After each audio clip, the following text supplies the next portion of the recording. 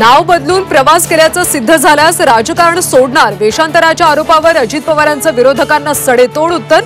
पुरावा नसेल तर आरोप करणाऱ्यांनी राजकारण सोडावं, अजितदादांचं आव्हान. कट्टर विरोधक फडणवीस आणि अनिल देशमुख एकाच मंचावर. नागपुरात आरोग्य केंद्राच्या उद्घाटन सोहळ्यात दोन्ही नेते उपस्थित. संसदेतल्या चक्रव्यूहाच्या संदर्भातल्या भाषणामुळे ईडी माझ्या घरावर छापा टाकणार, राहुल गांधींच्या ट्विटनं राजकीय वर्तुळात खळबळ. पूजा खेडकर दुबईत पसार झाल्याचा संशय. अटकपूर्व जामीन फेटाळल्यानंतर परदेशात गेल्याची सूत्रांची माहिती.